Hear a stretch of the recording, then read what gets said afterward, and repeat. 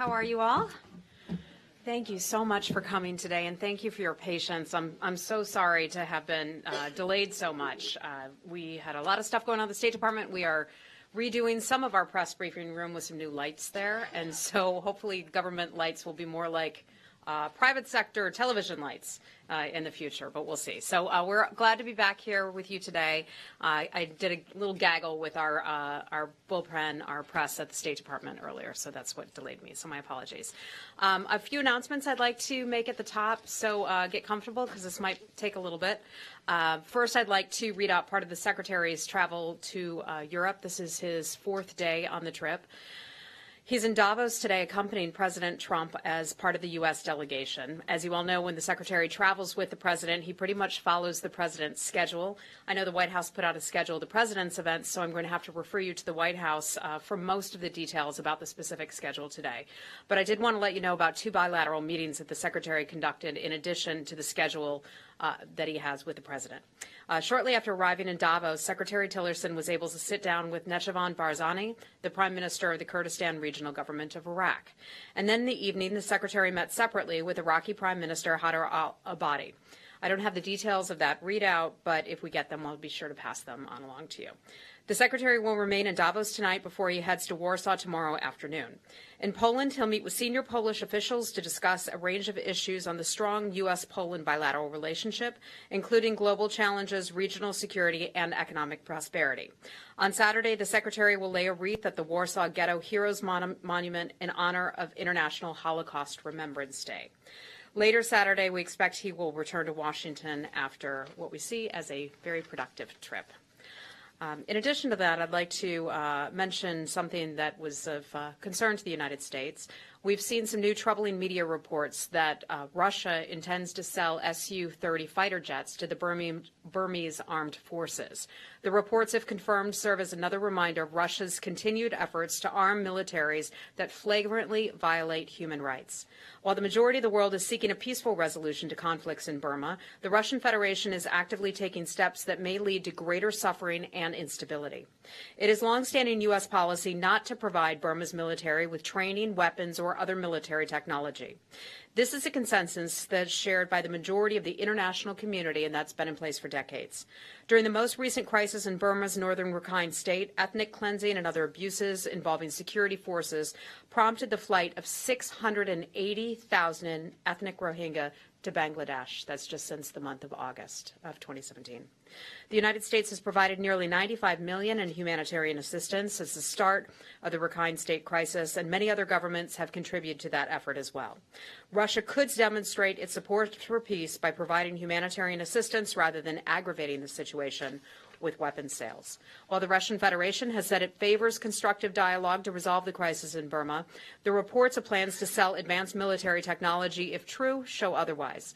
We urge the governments of both Russia and Burma to reconsider a further buildup in arms and fully commit their efforts to finding a peaceful and stable solution to that crisis. Since you're all journalists, I wanted to touch on this issue in particular. We are committed to protecting and promoting the exercise of freedom of expression by advancing and advocating for a free press around the world. We continue to engage governments to address specific cases of abuses against journalists and on laws and practices that unduly restrict freedom of expression. At the United Nations Human Rights Council, the UN General Assembly, the United States sponsors and supports resolutions calling for the promotion and protection of freedom of expression and the safety of journalists, both online and offline. We continue to engage with and support the mandate for the UN Special Rapporteur and freedom of opinion and expression. We are a leading voice in the Organization for Security and Cooperation in Europe, the OSCE, in defense of freedom of expression, both online and offline, and support the OSCE's representative on freedom of the media. In Burma, for example, we have repeatedly raised our concerns at the highest levels of that government with plans to charge 2 Reuters reporters under the Official Secrets Act. We urgently call for their immediate and unconditional release. In China, we've repeatedly called on authorities to unblock U.S. media websites, eliminate restrictions that impede the ability of journalists to practice their profession, and allow all individuals in China to express their views without fear of retribution. In Turkey, we remain seriously concerned about the widespread arrest and pretrial detention of journalists critical of the Turkish government. We urge Turkey to end its state of emergency, respect and ensure freedom of expression, fair trial guarantees, judicial independence, and other human rights and fundamental freedoms, and release those journalists and others who are held arbitrarily under emergency rule. In Pakistan, and this is something new that's taking place now, we are very concerned about the Pakistani Ministry of Interior's decision to close the offices of Radio Free Europe, Radio Free Liberties, Radio Marshall in Islamabad on January 19th. We have conveyed our concerns to the government of Pakistan, and we urge Pakistan to swiftly and unequivocally revoke the closure decision and restore Radio Marshall's operations. The Sudanese government must improve its performance in protecting fundamental freedom of expression. The United States condemns the recent harassment, the arbitrary detention, and attacks on journalists in their country simply for doing their jobs. The negative trends reflect continued actions by governments to stifle dissent and increase government control over free expression in print and online. The United States supports freedom of expression, including for members of freedom of the press, and fundamental to any democracy. We reiterate that the same rights of individuals have offline must also be protected online, in particular freedom of expression. Thank you for allowing me to do that. I'm proud of the work that all of you do. One more thing I'd like to mention, and that is a private partnership that the United States government has with between USAID, one of our sister agencies, and also the company MasterCard. Yesterday, the United States Agency for International Development, USAID, the administrator, Mark Green, and MasterCard Executive Vice President of Public-Private Partnerships, Tara Nathan, co-chaired the launch of the Smart Communities Coalition at the World Economic Forum in Davos. It's a new coalition that will address technology challenges that refugees and host communities face and increase their internet connectivity, digital payment capabilities, and energy access within refugee settlements.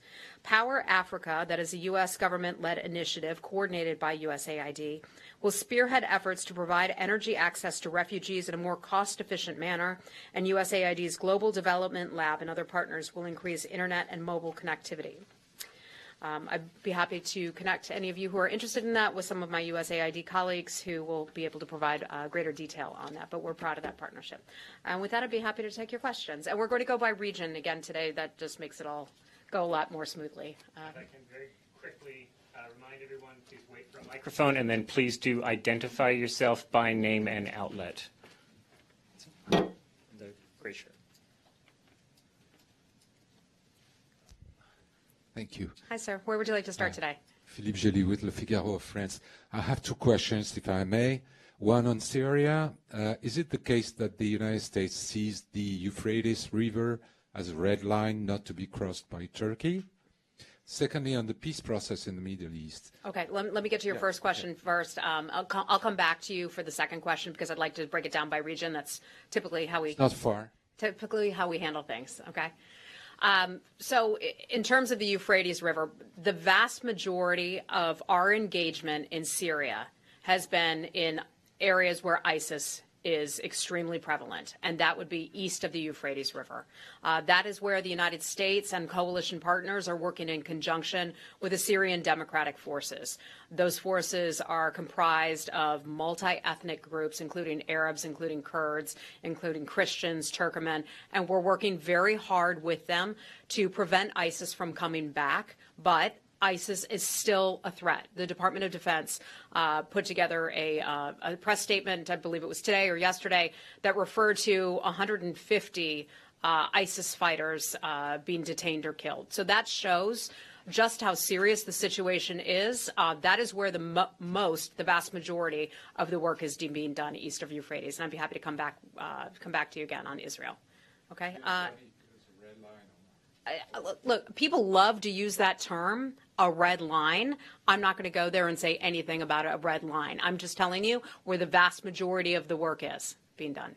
And we are there, and let me remind you, we are there, the United States, along with the coalition. We are there to defeat ISIS. We are there to fight ISIS and to prevent ISIS from coming back once it is defeated.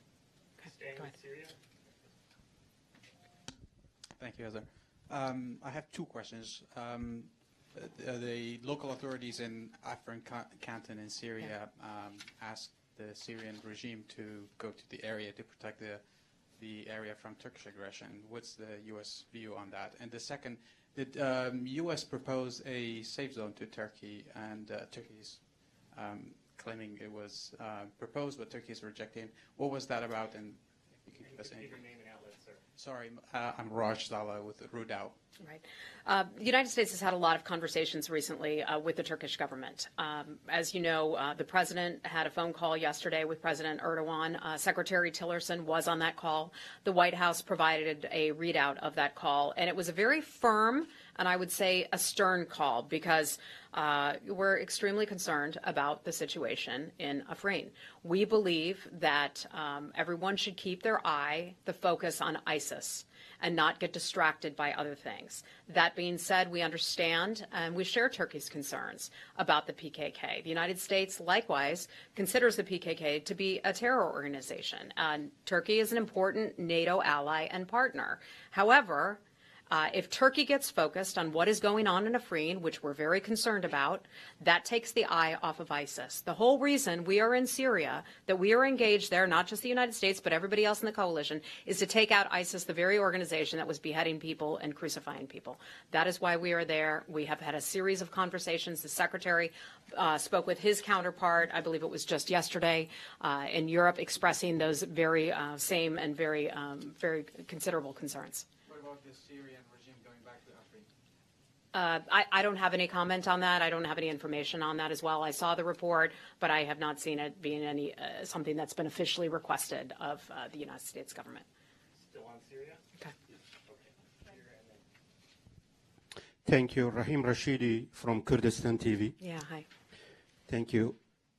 Do you think that you have done enough to stop Erdogan's attacks on the Kurds? Well, that's why we're having such serious conversations with President Erdogan and others in the Turkish government. We are urging Turkey to de-escalate. And that's a serious thing. When we call on a country, especially a NATO ally, to de-escalate, we hope that they're taking those concerns very seriously. President Trump's readout of his call with President Erdogan, I would characterize that as fairly stern. I'd be happy to read part of that for you. But in the call, he relayed concerns about escalating violence in Afrin. It risks undercutting our shared goals in Syria. The president urged Turkey to de-escalate, to limit its military actions in that area, avoid civilian casualties. We note that a few people were just killed as a result. A few civilians were. That is a tremendous concern of ours. We've also asked for them to do more to try to avoid civilian casualties. Increases in displaced people and refugees. We said that people now have to flee an area that was previously considered pretty stable. I mean, what a shame that is. Think about all that this country has been through, and now we're looking at another disruption in northwestern Syria because Turkey is taking its eye off the ball, ISIS, and going after the PKK at this time. Again, I mentioned we share our concerns, but we want stability in Syria, and we would eventually like to be able to have a political resolution and have people to be able to come back home. So we're not just there yet. In addition, I'd like to mention the president also urged Turkey to exercise caution and avoid any actions that might risk conflict between Turkish and American forces. That is obviously an enormous concern for ours. The president reiterated that both nations must focus all parties and on the shared goal of achieving the lasting defeat of ISIS. Okay. Thank you. More in the back here, and then we'll go to New York if you're on Syria.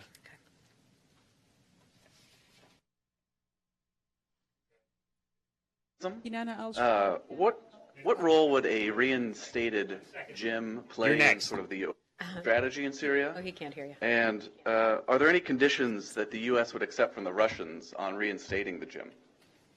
Okay, so I'll take his question. We'll skip around because I think he can't perhaps hear Benjamin. So his question is about the joint investigative mechanism, which we've addressed this before, and as many of you probably know, the joint investigative mechanism out of at the United Nations was something that Russia had vetoed on 3 occasions. They stood in the way of the Joint Investigative Mechanism. That is the entity that puts accountability on a country or an entity who's engaged in some sort of chemical weapons attacks or attacks on people. Not only do you have to know what has caused the deaths of people, and there's another entity that handles that, but you also need to be able to assign responsibility for that. Russia stood in the way. Secretary Tillerson put out a very clear, very firm statement on that just recently. Ambassador Haley has spoken to this as well. She said that Russia should take action to uphold existing international norms against the use of chemical weapons rather than continuing to impede action. Now, to your question, you asked about a new Russian proposal. We believe that we believe that the new proposed Russian mechanism does not have the same standards for investigation and attribution that were included in earlier UN Security Council versions that would have extended the JIM mandate back in November. The Russian proposal would include Russia's ability to veto it. So if you're trying to name a country responsible, but yet you have Russia that can step in and veto it, I would think that that would be a tremendous concern to many countries around the world.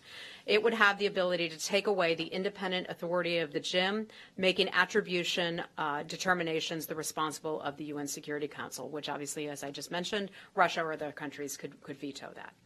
So if Russia truly cares about holding parties accountable for using chemical weapons, it should not have vetoed the 3 occasions UN Security Council resolutions to extend the JIM mandate or the UN Security Council resolution to establish a sanctions regime to designate those responsible for chemical weapons use in Syria. We also note the timing that Russia brought this up earlier this week. That is the same time that the Secretary and many other countries were announcing the French-led partnership on this very same issue. So I think what they were attempting to do is try to distract attention from the good work that was being done with many countries on the issue of weapons. Kinana Al-Sharif, Orient News Channel.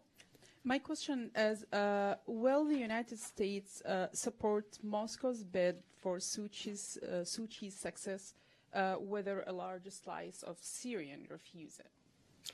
I'm sorry, you're asking about Sochi? Yes. Okay. So I'm sorry, I thought you were referring to something else. Support it.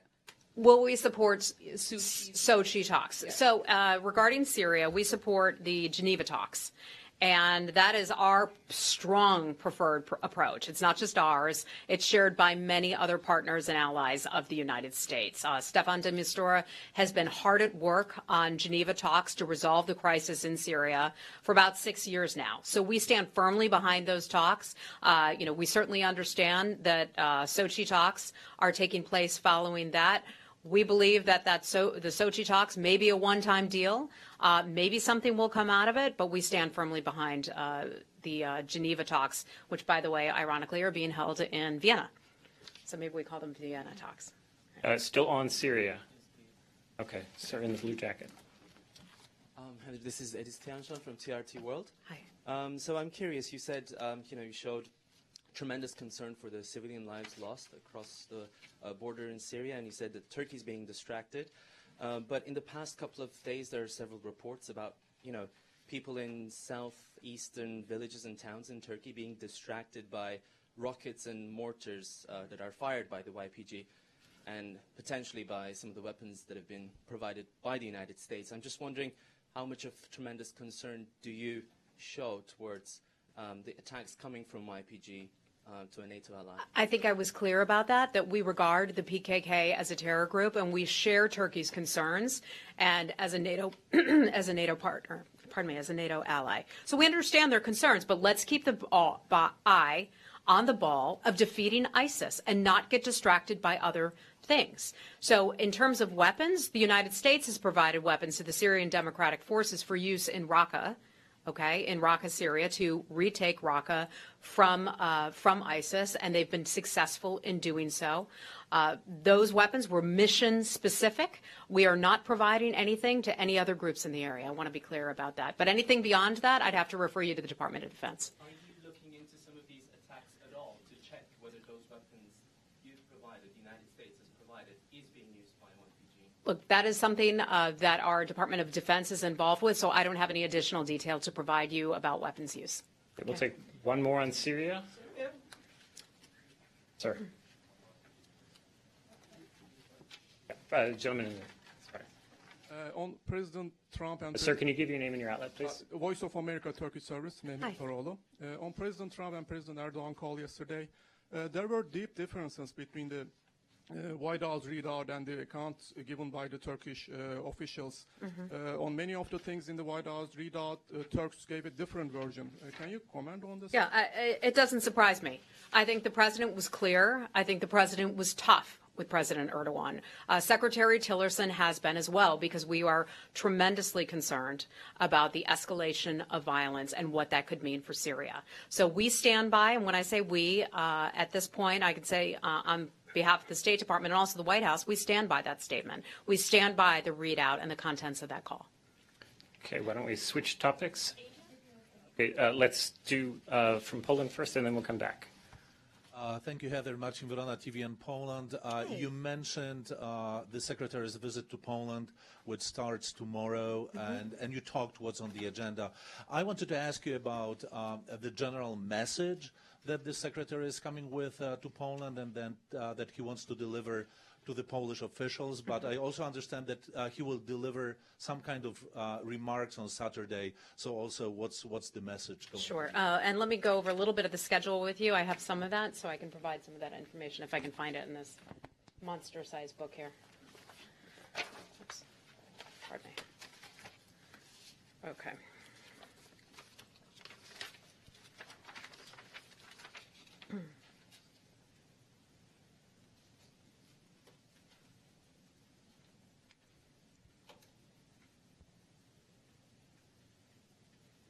So the Secretary travels to Warsaw tomorrow, where he will participate in a multilateral meeting, and then he'll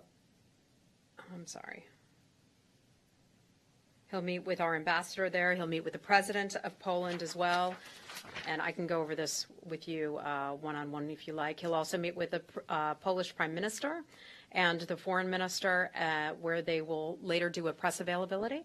There will be a wreath-laying remarks at the Warsaw Ghetto Heroes Monument, and then the Secretary will hold a regional chiefs of mission meeting in Warsaw and meet with some of our mission personnel at our embassy in Warsaw. Our relationship with Poland is very important to the United States. It's one of our closest NATO allies. We have so many areas where we work together and where we are in close agreement. The purpose of the Secretary's trip is really to underscore the importance and the deep alliance and friendship that we share with Poland and the Polish people, especially as one of our closest NATO allies. The President has said that Poland is one of the most committed members of the NATO alliance, and we want to use the trip as an opportunity to strengthen that strategic partnership that we have with the country. The Secretary will be speaking about issues closely tied to NATO, also bilateral issues. We'll work on strengthening cooperation in all of these areas in ways that improve the safety and security of the American people, and we're looking forward to that. We also do a lot of energy exchanges, if you will, with Poland, and so we look forward to having greater discussions with them. All right, staying in Europe for now. Other questions for Europe? In the far back? In the back. Yes. Hi, my name is Nikki Kazimova, and I want to stay somewhat in Russia's neighborhood in Eastern Europe. My questions are related to Azerbaijan. So tomorrow, Russian Army Chief of Staff and NATO commander will be meeting in Baku. And do you know anything? Can you share any details on what subjects they'll be discussing? Another question is in its recently updated travel advisory, State Department included Azerbaijan in the Category 2, citing threat of terrorism, which surprised many in Baku. And do you have, again, any information on the specific reasons for this classification? And the last questions. Can we limit that for right now? Is 2 enough? Just very briefly. I'm going to have to get back with you on the meeting that you asked about in Azerbaijan and also the travel advisory. I don't have all that specific information, but regarding the travel advisory, you can find more information on our website about Azerbaijan or any other country around the world by going on our state.gov website. And also the U.S. co-chair of the Minsk Group took part in the recent meeting between foreign ministers of Azerbaijan and Armenia in Krakow, Poland. And also they'll be traveling to the region in early February. Again, You're referring to Ambassador Kurt Volker? No, I'm referring to the Minsk Group on peace talks on Nagorno-Karabakh. Okay. And again, if there's any feedback on whether the U.S. co-chair considers those peace talks, the last round, successful or not. I'm sorry, I don't have anything for you on that, but I'd be happy to get you an answer later. Thank Okay, you. my apologies. All right, let's take one from New York, please, and then we'll come back. Sir, go ahead. Thank you, Heather, for this briefing. My name is Ahmed Fati of ATN News in New York. My question is about Egypt and the development that is happening with regard to the upcoming presidential elections. Reports have confirmed that serious contenders have been either intimidated, threatened, and some have been disqualified under some made-up pretenses. And all of this leading into a direction of having a play or a theater of an election, but without real substance. We ended up with potential candidates. One is a belly dancer, and the other one is quite an animated character. Does the U.S. and the Secretary of State feel at all embarrassed that they go to the Congress to certify that Egypt is undertaking serious reforms in areas of human rights, in areas of political reform, without any real substance? You spoke earlier about the U.S. position from Russia that they are intending to sell military weapons to Burma, which is violating human rights. And you spoke about the freedom of expression, which is Egypt is the third largest jailer of journalists around the world. Yet there is no clear position, clear and concise position of the U.S. government and about the military aid that's going to Egypt, financed by the U.S. taxpayers. And again, the war against terrorism is not going into the right direction. Sir, can we respond to some of those questions? Gets into the hands of people who are oppressing the people. Thank you. Okay. Let me try to break that down just a little bit, and I thank you, sir, for asking that question. With regard to the detention of presidential candidates in Egypt, we are following that situation very closely and very carefully. We are concerned about those developments. We're concerned about reports of detention, withdrawal, exclusion from the election process of presidential candidates amid complaints of unfairness. We support a genuine and credible electoral process and believe that this should guarantee the right and opportunity for all citizens to participate freely and fairly. Earlier this week, we had clearly stated that we support a credible electoral process. So I want to assure you that we are keeping a close eye on what is going there. Secretary Tillerson just spoke with Egypt's foreign minister. Yesterday, we provided a readout of that call, and the vice president, as you well know, was just in Egypt a few days ago. Among the things that the vice president said, and I can't speak for the vice president, but I can provide some kind of high-level detail. He said, "I leave Egypt more encouraged." He said that they spoke significantly, as did Secretary Tillerson, about security issues. I know a major issue for Egypt, of Egyptian concern, is the situation in Syria. Secretary Tillerson had an extensive conversation with the Egyptian foreign minister about that very issue. I know that's something that we are very focused on, as is the Egyptian government as well. Back to the vice president, they talked about areas of great concern to the United States and people who care about freedom. Among those things, Egypt's NGO law, which is of concern to us. He also spoke about religious freedoms, as we've seen attacks, that horrific attack on a mosque that took place late last year. That was something that the vice president expressed his condolences. The attacks on Coptic Christian churches in Egypt, horrific. So we're paying close attention. You may not hear our comments all the time. Frankly, we don't get that many questions from the press about Egypt. I'm glad you're asking today, and I'm glad to be able to address some of these. So I hope that answers some of your questions. Thank you. Okay, and we spent a lot of time in the Middle East, so I do want to move around a little bit, and I heard DPRK. Okay. Okay, DPRK. Hi, Heather. Chen Liu from China Xinhua News Agency. And since the start of this new year, we've seen some positive momentum going on the Korean Peninsula. The high-level talks between the DPRK and South Korea, and the DPRK's delegation to the Winter Olympic Games. So they are just seeing that it's kind of a window opportunity for all the parties concerned to sit down and have a serious political talk.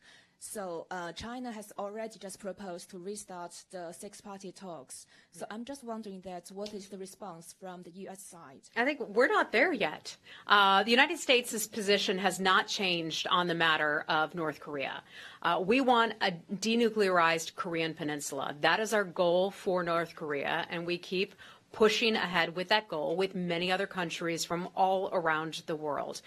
We are willing to have talks with the North Korean regime, but the time is not right now. Not right now. They know what they need to do. They need to be serious about denuclearization, and we are not seeing that they're serious about denuclearization. In terms of the Republic of Korea and also North Korea having conversations about the Olympics, we certainly would support those kinds of contacts and conversations. We think it's good to have conversations and be able to pick up the phone and have a conversation with your neighbor. So that we support, and we look forward to having a terrific Olympics in Seoul, or in Korea. Can I get a few let's more just try to move around a little bit. In the far back, red blouse, please. Hi, Heather. Hey Ali with South Korea's Yonhap News Agency. There are concerns that the Trump administration's attacks on the Korea-U.S. free trade agreement could actually play into North Korea's hands and help them drive a wedge in the bilateral alliance. Could you address those concerns? Yeah. So I could refer you to our trade office for more information about the Korea alliance.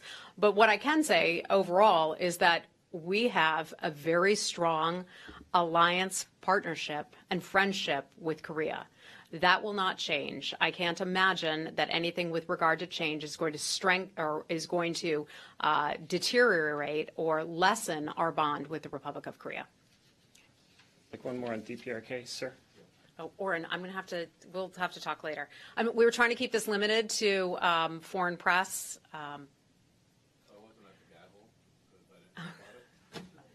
We don't get a chance to talk to the foreign press, but I'd be happy to talk with you one-on-one later, okay? Okay, still on DPRK. Let's go in the back, please. Hi, Heather. Hi. Francesca with the Yomiuri Shimbun. Is the U.S. looking to verify for itself the photos taken by Japan of a ship making a delivery to a North Korean tanker? And if so, what actions are you going to take? It's allegedly a Dominican ship. Yeah, so we're aware and certainly following those reports very closely. Some information, just as a general matter, can come in from satellite photos, some from other countries and all of that. So it's something that the U.S. government takes a very close look at, those types of photos of ships that could be false flagged ships, for example. In terms of any kind of intelligence matters, I just can't get into those on that. Let's do Latin America, and then we'll... Are we done with Asia? Are we done with DPRK? Yeah, okay. One DPRK here. Thank you, Ben, and thank you, Heather. Ben Ruan with Hong Kong Phoenix TV. Yesterday, Secretary Tillerson had a phone conversation with Mr. Lavrov, and they discussed Vancouver, North Korea conference. I wonder if Secretary Tillerson also discussed with his Chinese counterpart on this meeting, as the United States said they're going to do it before. And also on this topic, let me answer your first part of your question first. DPRK is always an issue that we are speaking about with the Chinese government. That is our top foreign policy priority. The things that we always say, safety and security of Americans, our top concern.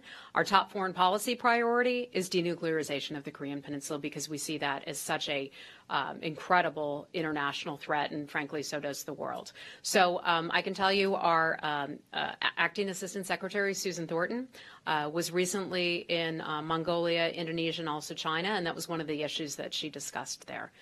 Beyond that, I don't have any new updates for you. Okay. I want to get around to as many people as possible, so. Okay, so let's take the Latin American question you mentioned, and then we're going to come back to Middle East. Are we done with Asia, though? No. Okay, let's do a couple more on Asia, and then we'll go. Okay. Yeah, hi. I'm sorry, your outlet is? Chia Cheng from United Day News Group, Taiwan. Okay. I have a question about Taiwan that we recently noticed that the Taiwan flag on State Department and USTR was removed. Can you tell us the reason to remove it? And if it's a technical mistake, will you put it back on? Thank you. So I can tell you our policy regarding Taiwan has not changed. The United States remains committed to our One China policy based on 3 joint communiques and the Taiwan Relations Act. We consider Taiwan to be a vital partner, a democratic success story, and a force for good in the world. Taiwan shares our values and has earned our respect and continues to merit our strong support. That's all I have for you on that. Thank you. Okay. Continuing in Asia, or can we move on? We can move on. Okay, we'll take this question here, and then I know we have a bunch of Middle East that we haven't answered, and we're going to swing back. Hi, I'm Cristina Garcia with the Spanish newswire EFE. So Peruvian Foreign Affairs Minister said when he visited Washington that Secretary Tillerson is planning a trip to Latin America early this year, and that he'll visit Peru among other countries. Could you confirm this? And also, is he going to attend the Americas Summit in Lima this April? Thank you so much. I can confirm that the Secretary is planning a trip to the region. I know he looks forward to it. It's coming up in a few weeks. Do we have all the specifics for a readout on that? Okay. Okay. We'll have something for you in just a couple days. This will be Secretary Tillerson's first trip as Secretary of State to the region. I know it's long overdue, and I know he's really looking forward to that. Okay. Anything else Latin America? Anything else Latin America? Okay. We'll finish that, and then we'll go back to Middle East. Okay. Okay. Laura. Right. What did you want to ask about? Thank you. On the Middle East peace process, I listened to Ambassador Nikki Haley this morning. I really wonder what exactly does the U.S. diplomacy intend to achieve by systematically blaming one side, aligning entirely with the other? On what ground would you argue that the U.S. remains a honest broker? Okay. Well, I wouldn't accept the premise of your question. I can tell you that one of the top priorities for the president is Middle East peace. And that is the reason why he put people that he trusts and is very close to and who are passionate about the issue in charge of handling Middle East peace. It is something that we are committed to. The United States recognizes that achieving Middle East peace will, in fact, be difficult.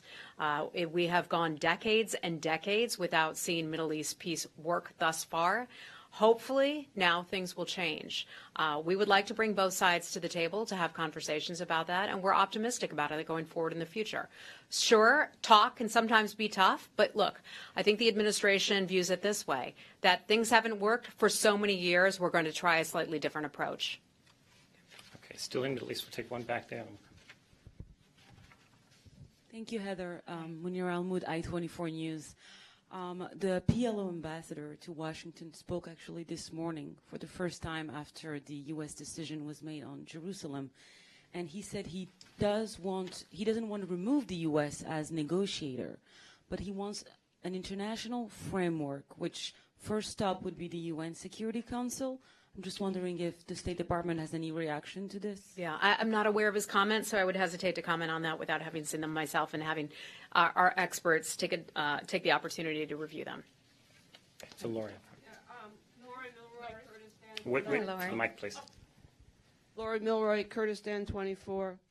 I wonder if you're confident that Turkey has gotten your message. The Turkish Deputy Prime Minister said today that those talking about the United States, those who support the terrorist organization will become a target in this battle, and the U.S. needs to review its soldiers and elements giving support to terrorists. What is your response to that, and do you still have a continuing concern about a possible conflict around Manbij between U.S. and Turkish troops? Well, I think that's exactly why the President and the Secretary urges Turkey to de-escalate and make sure that they're not coming into contact with U.S. and other coalition forces. I think the Secretary and the President have been very clear with President Erdogan and with the Secretary's counterpart about that matter. And do you have any specific response to that statement, threatening U.S. troops? Look, a lot of countries will say outrageous things. Leaders will say outrageous things. I'm not going to comment on every comment by a world leader. Okay. Still in Middle East. Okay. Middle East? Okay, we're done with the Middle East. Okay. Okay, go right ahead. Hi, Heather. Thank you for coming back. Nadia Chow, Washington correspondent for Liberty Times. I think in last phone conversation, President Trump and President Xi talk about, this year they should resume the 4 dialogue they established last year. Just wonder, do you have any agenda about the U.S. and the Chinese dialogue? Besides DPRK, are there anything else to talk about? Well, this past year, or 2017, I should say, we had the strategic dialogue, which was started at Mar-a-Lago in March or April of last year. And that was one of the president's, I believe it was, this predates my time at the State Department, but I believe that was the president's first real formal sit down with another world leader. I think that shows the importance of our relationship with the Chinese government. I don't know if we have another one planned for this year, but I know we view last year's strategic dialogue as having been successful. We talked about a range of issues. The last one, I believe, was about strongly about our people-to-people and cultural ties with the Chinese. So there were different issues. There was the security dialogue as well that was held, I think, a month or two prior to that. And so we cover a range of topics. I just don't have any meetings or schedules to provide you with right now. Okay, I think we have time for one more, and let's stay with China then. Okay. Okay. Wait, you already got a question. Yes, on China. Okay. Just on Tuesday, Chinese ambassador to United States, Cui Tiankai, just said in an interview that he characterized the current China-U.S. relations like the partner, and saying that maybe the two countries will never run out of problems or questions, but the relationships will still going on, just in the process of this problem solving. So I'm just wondering that how would you characterize the current bilateral relations? And Look, China is obviously an important regional and world power. We work closely with China on issues related to North Korea, on issues related to trade, and many other issues as well. It's an important relationship. It's a broad relationship. We don't seek an adversarial relationship with China. We simply identify actions China has taken that we view as undermining rules-based order that has been fundamental to the success of the overall Indo-Pacific region, as well as China's own economic development. So our relationship with China hasn't changed. It's a broad relationship, but similar to other countries, when we have areas of disagreement, we will have conversations, and we will have frank and firm conversations, but we also have areas of cooperation. As it pertains to the DPRK, one of the top issues that we discuss with China, we always say, China can do more. We expect China to do more. I think that's it for time. Oh, yes, some information for you on a strategic dialogue that we are holding here in Washington next week, which was just announced right before I came over here. The U.S. is hosting a U.S.-Qatar strategic dialogue next week. I'm happy to announce that we will hold that at the State Department on Tuesday, January the 30th. Secretary Tillerson and Secretary Mattis will co-chair the opening session of the dialogue jointly with their Qatari counterparts. We're pleased to be hosting the senior Qatari officials at an event that reaffirms our close ties and our commitment to cultivating a strategic relationship with the state of Qatar. They are a strategic partner, and we will use the dialogue to deepen our collaboration with Qatar. We look forward to discussing many important areas of cooperation between our countries, including trade and investment, defense, security and law enforcement, counterterrorism, and also aviation. We'll also focus on the critical regional issues on defeating ISIS, the Gulf dispute, which is still ongoing, Syria, Iran, Iraq, and Afghanistan. And that is probably time. Okay. Yeah, We're at time. Thank you very much. I'm sorry we couldn't get around to everyone. I'll see you at the State Department another time. Okay. All right. And if any American journalists have any questions, you can come on up. But this is a foreign press center, so we are trying to cater to foreign press today. And in terms of foreign press, if I could make one announcement, for those who had been attending our National Defense Strategy briefing that was meant for this Monday, it will be happening next Monday at 10 a.m. We're getting notice out presently. Please, if you did RSVP, you will need to RSVP again just to confirm you're coming, but watch for the announcement this afternoon.